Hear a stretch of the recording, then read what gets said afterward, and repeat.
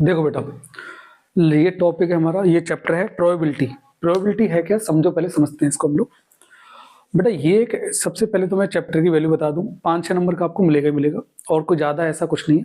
Normally questions आते हैं, आप लोग को कॉन्सेप्ट क्योंकि ज्यादा है नहीं, एक ही फॉर्मूला है, जो भी मैं अभी बताऊंगा पढ़ाऊंगा उसको, उस फॉर्मूले के अलावा क्वेश्चन को समझना है आपको। कुछ क्वेश्चन ऐसे होंगे जो आपको घुमाएंगे, वहां पर हम लोगों को थोड़ा देखना है, ठीक है ना। तो सबसे पहले इसके बारे में समझते हैं, प्रोबेबिलिटी है क्या। प्रोबेबिलिटी होती है बेटा किसी भी घटना की या कोई भी इवेंट है उसके होने का chance. It is a chance to happening of an event.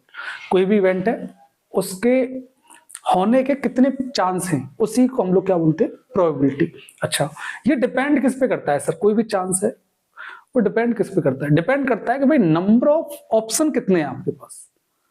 जैसे कोई एग्जाम है, अब उसमें करीब 100 बच्चे एग्जाम दे रहे हैं, नंबर ऑफ सीट 10 है आपकी, और उसी एग्जाम को देने के लिए सपोज दैट 10 लाख बच्चे। अब दोनों में, एक में 100 बच्चे हैं, नंबर ऑफ सीट दोनों में सेम है, 10 है, और 10 लाख वाले में भी 10 है, और जो 100 पार्टिसिपेट कर रहे हैं उसमें भी 10 है। तो आप किसको प्रेफरेंस ज्यादा देंगे, आप कौन सा एग्जाम में बैठने की कोशिश करेंगे, 100 वाले में।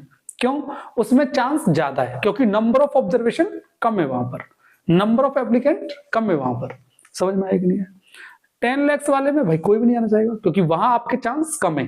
तो कोई भी चांस जो डिपेंड होता है वो किस पे होता है, नंबर ऑफ ऑब्जर्वेशन के टोटल कितने उस केस में। जैसे अभी सपोज दैट इस रूम में कोई शेर वेर आता है, तो सब लोग सोचेंगे भाई कि कहीं हमें ना पकड़ ले पहले। तो कोई क्या करेगा, सबको कंपेयर करेगा कि यार इतने सारे लोग हैं, हमें थोड़ा ना पकड़ेगा वो, किसी को भी पकड़ सकता है, ज्यादा ही हमारा समय खराब हुआ तो हमें पकड़ेगा। समझ में आया कि नहीं है, कोई दिक्कत। तो प्रोबेबिलिटी जो है वो डिपेंड करती है नंबर ऑफ ऑब्जर्वेशन पर, ठीक है ना। तो सबसे पहले शुरुआत करते हैं हम लोग, प्रोबेबिलिटी को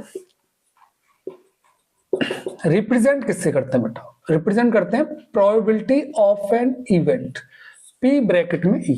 इसका मतलब होता है प्रोबेबिलिटी, और किसकी निकाल रहे हैं, उस इवेंट का नाम ब्रैकेट में मेंशन किया जाता है, ठीक है ना। चले, अच्छा सपोज दैट प्रोबेबिलिटी नॉट की निकालें, तो हम लोग represent probability of an not event.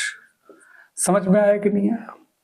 जैसे मैंने कहा भाई, मैंने एक कॉइन्स है वो टॉस किया और मैंने देखा मुझे हेड चाहिए, तो मैं कैसे लिखूंगा, प्रोबेबिलिटी ऑफ हेड।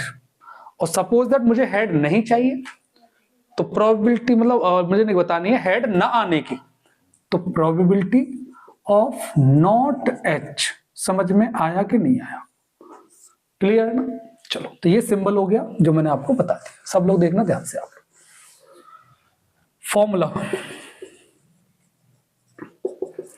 फॉर्मूला मैंने जैसे बताया आपको, क्या होता है बेटा फॉर्मूले में,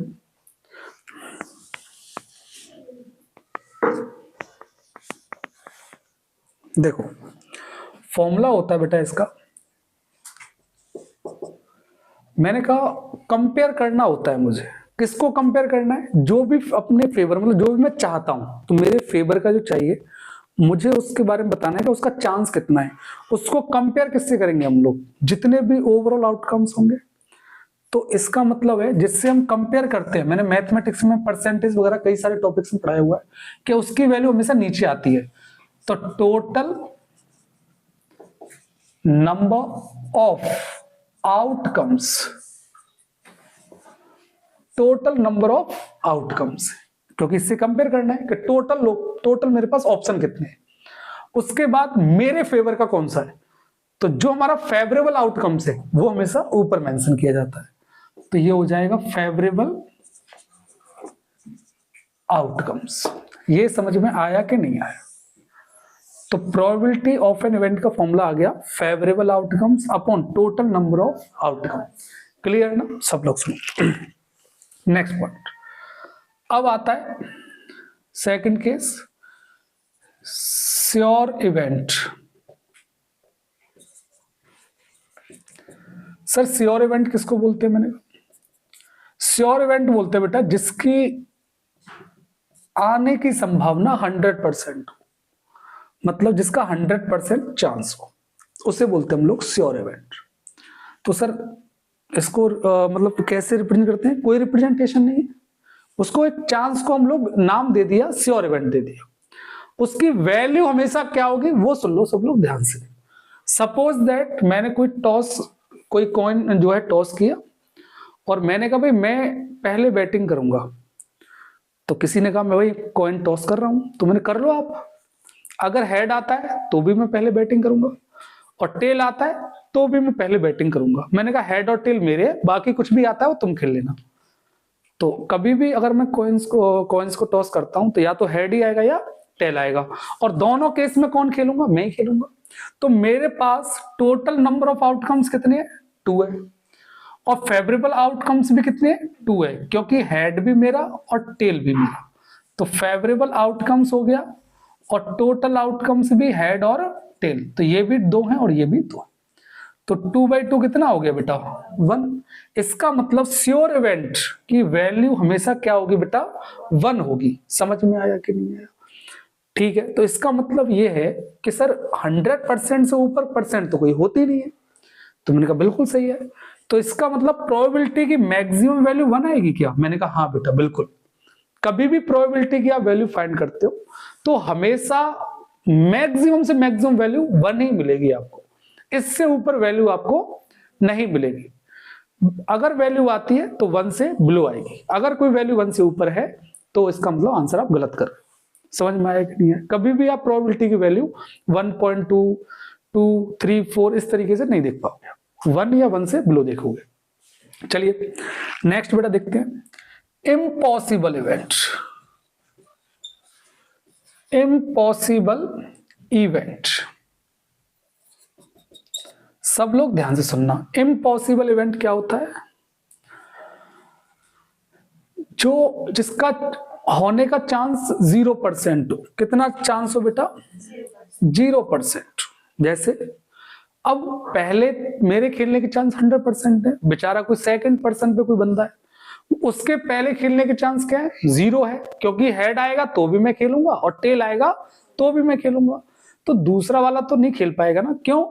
क्योंकि टोटल इवेंट 2 है, हेड और टेल टोटल इवेंट हो गया, लेकिन हेड और टेल दोनों मेरे फेवर के, तो उसके फेवर में कौन है? 0। तो इट मींस 0 आएगी। तो कभी भी इम्पॉसिबल इवेंट है जिसके कोई भी इवेंट है जिसके घटने का चांस, होने का चांस 0% है, तो उसकी वैल्यू हमेशा 0 आएगी। तो सर हमने एक बात नोटिस की कि मैक्सिमम परसेंट तो 100 है और मिनिमम परसेंट 0 होता है, इससे नीचे परसेंट होती नहीं है। तो इसका मतलब प्रोबेबिलिटी की मिनिमम वैल्यू 0 होगी। मैंने कहा हाँ, हमेशा प्रोबेबिलिटी की मिनिमम से मिनिमम वैल्यू 0 होगी, इससे ज्यादा बिलो नहीं जाएगी। इसका मतलब यह है कि कभी भी प्रोबेबिलिटी की वैल्यू, देखिए तो मिनिमम परसेंट 0 है, तो मिनिमम वैल्यू प्रोबेबिलिटी क्या होगी? 0। मतलब प्रोबेबिलिटी की वैल्यू कभी नेगेटिव नहीं होगी आपसे। तो समझ में आया? प्रोबेबिलिटी की वैल्यू मिनिमम से मिनिमम 0 होगी और मैक्सिमम से मैक्सिमम 1 होगी। तो यहां से एक रिलेशन फाइंड करना कि probability of an event is greater than 0 या इक्वल्स टू, लेस देन 1 या इक्वल्स टू। मतलब या तो 0 से बड़ा होगा प्रोबेबिलिटी की वैल्यू, या 0 के बराबर होगी, या फिर 1 से छोटी होगी, या फिर 1 के इक्वल होगी। ये समझ में आया कि नहीं आया? क्लियर? चले नेक्स्ट टॉपिक देखते हैं। नेक्स्ट है बेटा आपका कि कभी भी प्रोबेबिलिटी के किसी भी इवेंट के होने का चांस या फिर उसी इवेंट के ना होने का चांस हमेशा 1 होगा। और 1 किसकी वैल्यू होती है? 100% की। 1 किसकी वैल्यू बेटा? 100% की वैल्यू होती है 1। ये रिलेशन आप हमेशा ध्यान रखना। सर कैसे? बता। कोई भी एग्जाम देते हो, या तो आप पास होंगे या फिर आप ओवरऑल दोनों ही कंडीशन होंगी, कोई तीसरी कंडीशन तो नहीं बनती है ना। तो दोनों का सम 100% होगा। क्लियर? या तो वो घटना घटेगी या फिर वो नहीं घटेगी। क्लियर? यहीं से आपके क्वेश्चंस बनेंगे। कुछ क्वेश्चंस हैं वो हम करेंगे, अभी 2 क्वेश्चंस करेंगे, इंपॉर्टेंट क्वेश्चन है, उसके बाद हम लोग खत्म कर देंगे। चलो देखो बेटा, सब लोग ध्यान से देखना इसे। 2 different dice are tossed together, find the probability of getting a double। Doublet, second है of getting the sum of 10 on the 2 dice. देखो सबसे पहले कभी प्रोबेबिलिटी क्वेश्चन करो तो आप पहले टोटल नंबर ऑफ आउटकम्स निकालो।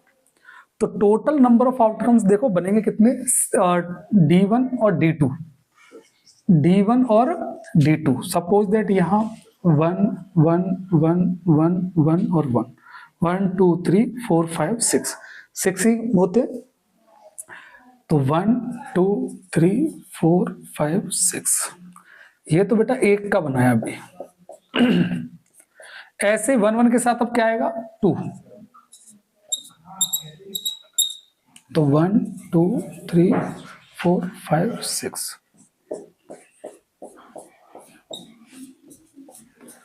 फिर आएगा 3 3 3 3 3 और 3, तो 1 2 3 4 5 6,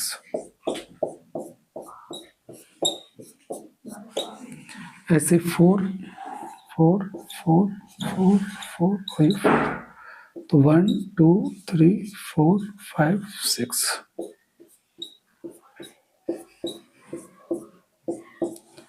5, ये 5 ये 5 ये 5 ये 5 ये 5,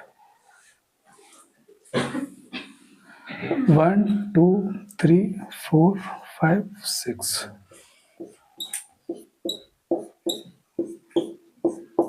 फिर 6,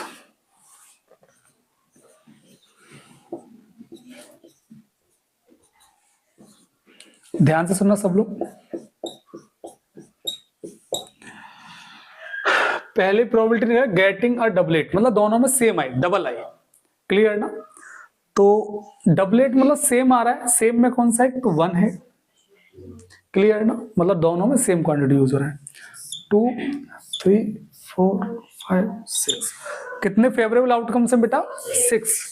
तो इसकी आप प्रोबेबिलिटी निकालते हैं ऑफ गेटिंग अ डबलेट, मतलब ये यहां लिख देना है आपको, कितना आ जाएगा 6। और टोटल नंबर ऑफ आउटकम्स कितने बेटा, ये आपको मेंशन करना है, मैंने किया नहीं है बोर्ड की वजह से, आपको लिखना है टोटल नंबर ऑफ आउटकम्स ये हो जाएंगे और फेवरेबल आउटकम्स आप मेंशन कर दोगे 1, 1, 2, 2 इस तरीके से। तो कितना आ जाएगा 1/, समझ में आया कि नहीं आया। सेकंड क्वेश्चन, ये पहले वाले का हो गया आंसर। सेकंड वाले का बेटा, सेकंड वाले का बोल रहा है of getting a sum of 10 of the number on the 2 dice, मतलब जिसका सम 10 आ रहा हो। तो 10 बेटा किस किस का आ रहा हो, तो 5 + 5 का आ रहा होगा, ये रहा 5 + 5 का आ रहा है एक, और 6 + 4 का आ रहा है, ये सर्कल में कर देता हूं, और एक 4,6, और किसी का नहीं है ना, ठीक है। तो टोटल फेवरेबल आउटकम्स कितने हो गए बेटा, 3। तो प्रोबेबिलिटी यहां पर आप इसको मेंशन कर देना इस ब्रैकेट के अंदर, ठीक है ना। ध्यान से देखो, तो 3/36, तो कितना आ जाएगा 1/12। समझ में आया कि नहीं आया आपको, कर लोगे आप लोग, ठीक है। देखिए सब लोग, अब मैं थोड़े क्वेश्चंस का लेवल बढ़ाऊंगा, ठीक है। क्वेश्चन नंबर नेक्स्ट है आपका, what is the probability that a leap year will have, शांत हो जाइए, will have 53 Monday and 53 Tuesday. मतलब आपको बताना है कि ऐसे लीप ईयर बतानी है जिसमें, लीप ईयर जानते हो ना आप लोग, नॉर्मल डे होते हैं 365, लेकिन आपको पता है वन रिवॉल्यूशन जो सन के द्वारा होता है वो 365 डेज और 6 आवर, जो कि 4 साल बाद वो क्या बन जाता है, एक दिन बन जाता है। तो वो एक दिन जो है फरवरी में ऐड हो जाता है, 29 डेज की फरवरी होती है। तो लीप ईयर में, in the case of leap year, मैं लिख देता हूं, in leap year number of days कितने होते हैं बेटा, 366। समझना ध्यान से आप लोग। अब मुझे ये बताना है कि भाई उसमें पहले तो जो है नंबर ऑफ वीक्स कितने हैं उसमें, क्योंकि नंबर ऑफ वीक्स में संडे और मंडे, या जो भी डेज है हमारे, ट्यूसडे और मंडे, ये दोनों होंगे ही होंगे, 100% प्रोबेबिलिटी है उसमें। तो मैं यहां से फाइंड करूंगा नंबर ऑफ वीक्स, क्या हो जाएगा 366 अपॉन एक वीक में से कितने डेज है 7, क्योंकि टोटल डेज अपॉन 7, तो कितना आ जाएगा बेटा ये 7 5 जा 35, ये 16 हो गया, 7 2 जा 14, तो 52 weeks plus 2 days plus 2 days. समझ में आया कि नहीं है? अब ये जो डेज हैं बेटे देखना मेंशन करना, दिख रहा है कि नहीं दिख रहा है? ठीक है। तो 52 डेज जो है, देखो 53 वीक्स में तो आपके मंडे और ट्यूसडे होंगे ही होंगे, लेकिन जो लास्ट के 2 डेज हैं इसमें प्रोबेबिलिटी बनती है हमारी, क्योंकि यहां तो कोई प्रोबेबिलिटी है नहीं। 52 के केस में क्या प्रोबेबिलिटी बनेगी? इसमें तो मंडे ट्यूसडे सारे नंबर ऑफ डेज होंगे, क्योंकि वीक्स है ना, कंप्लीट है। यहां से प्रोबेबिलिटी बनेगी 2 डेज से। सर 2 डेज से कैसे बनेगी बता रहा हूं। इसमें जो टोटल नंबर ऑफ आउटकम्स होंगे, टोटल नंबर ऑफ आउटकम्स होंगे, वो क्या होंगे बेटा? वो संडे मंडे हो सकता है, मतलब संडे आएगा पहले दिन तो दूसरे दिन क्या आएगा? मंडे आएगा, या फिर मंडे ट्यूसडे हो सकता है, या फिर ट्यूसडे थर्सडे हो सकता है, या फिर थर्सडे फ्राइडे हो सकता है, या फिर फ्राइडे सैटरडे हो सकता है, या फिर सैटरडे संडे हो सकता है। ठीक है ना, यहां संडे लिख देता हूं। ट्यूसडे के बाद वेडनेसडे आएगा यहां पर, वेडनेसडे, और यहां पे मेंशन कर दे रहा हूं वेडनेसडे और थर्सडे। तो देखो टोटल नंबर ऑफ आउटकम्स 1 2 3 4 5 6 और 7, टोटल 7 हो गए। इसमें से देखो 52 वीक्स हैं, तो 52 ट्यूसडे और 52 मंडे, तो ये तो पॉसिबिलिटी है, लेकिन दोनों में 53 मंडे चाहिए और 53, इसका मतलब उन दोनों दिन में मंडे और ट्यूसडे होने चाहिए कि नहीं होने चाहिए? तो मैं देखूंगा टोटल आउटकम्स में मंडे और ट्यूसडे वाला एक साथ आ रहा हो, वो कौन सा डे है, वो कौन सा पैटर्न है आपका? ये रहा बेटा मंडे और ट्यूसडे वाला, तो एक है। तो यहां से फेवरेबल आउटकम्स जो है वो क्या आएगा बेटा? मंडे और ट्यूसडे। समझ में आया कि नहीं आया? कोई दिक्कत? तो मुझे प्रोबेबिलिटी निकालनी है 53 संडे की और 53 बेटा मंडे की। क्या निकलेगी? 1 अपॉन, और टोटल आउटकम्स कितने बेटा? 7। समझ में आया कि नहीं आया आपको? संडे नहीं, या मंडे आएगा बेटा, या क्या आएगा? मंडे, और यहां क्या आएगा बेटा? ट्यूसडे। समझ में आया कि नहीं आया? क्योंकि ये तो टोटल आउटकम्स है भाई, पॉसिबिलिटी किसी की भी बन सकती है, तो टोटल पॉसिबिलिटी इतनी बनेगी, उसमें से हमें कौन सा चाहिए? मंडे और ट्यूसडे चाहिए, तभी तो 53 कंप्लीट होगा, क्योंकि 52 प्लस 2 डेज। अच्छा, ये समझ में आया कि नहीं आया? देखो सब लोग ध्यान से, next question. A 3 digit number is chosen. ठीक है, 3 डिजिट नंबर है, find the probability at all 3 digits are not same. Are not same मतलब सेम नहीं होने चाहिए। तो मैंने कहा देखो अगर मैं डिजिट्स लिखता हूं 3 डिजिट्स की तो बहुत सारे हो जाएंगे, तो मैं ऐसा करता हूं जो सेम वाली हैं उनको लिख लेता हूं, तो क्योंकि वो लिखने में कम है। क्यों सर? बता रहा हूं। जो सेम डिजिट है वो कौन सी होंगी बेटा? 1 1 1, क्लियर ना? या फिर 2 2 2, या फिर 3 3 3, या फिर 4 4 4, 6 6 7 7, 8 8 8, और 9 9। ये वो डिजिट हैं जो कैसी हैं बेटा? सेम है। जो कैसी हैं? सेम है। क्लियर? हमें प्रोबेबिलिटी किसकी बतानी है? जो सेम ना हो। तो मुझे आप दे 3 डिजिट्स में टोटल नंबर कितने होंगे?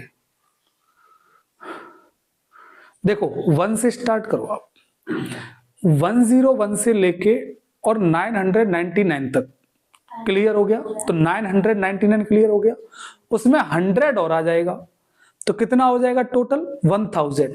कितना हो जाएगा? नहीं समझे भाई?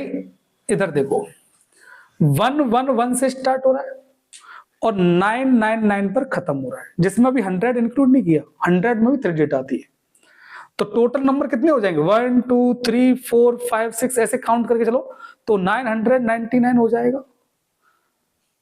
गलत बोल रहे हैं हम लोग, 999 नहीं होगा, आपका होगा बेटा 100 कम कर दीजिए उसमें से, आपका 899। कितना होगा 800, क्योंकि 1 से लेकर 100 तक तो इंक्लूड नहीं है ना उसमें। समझ में आ रहा है कि नहीं आ रहा है, कोई दिक्कत किसी को? चलिए सब लोग ध्यान से देखना बेटा, सभी लोग देखो 101 से 999, ठीक है, तो माइनस करोगे आपका आ जाएगा, कितना आएगा बेटा 899, और उसमें 100 और इंक्लूड कर दो तो 900 हो गया कि नहीं हो गया। तो टोटल नंबर्स कितने हो जाएंगे 900, टोटल नंबर्स कितने हो जाएंगे 900। तो बेटा टोटल जो आउटकम्स है एक बार और चेक कर लेना, टोटल आउटकम्स जो है वो हो जाएंगे 900 आपके। समझ में आया कि नहीं आया? इसमें से फेवरेबल आउटकम्स कितने होंगे सर? फेवरेबल आउटकम्स में ये जो वो नंबर है जो हमें नहीं लेने, समझ में आया कि नहीं आया? तो सिंपल सी बात है, 900 में से कितने माइनस कर देने, 1 2 3 4 कितने 9 ही है, तो 9 माइनस कर दो आप 900 में से, तो कितना आ जाएगा 891। ये फेवरेबल आउटकम्स है। तो प्रोबेबिलिटी इसकी निकाल दो आप। तो प्रोबेबिलिटी में आप क्या लिखोगे, probability of all digits are not same, clear ना? तो कितना आ जाएगा 891 अपॉन बेटा 900। एक बार इसको चेक और कर लेना 900 को, ठीक है ना? वैसे मैंने बता दिया आपको, यही आपका आंसर हो जाएगा, ठीक है ना? चलो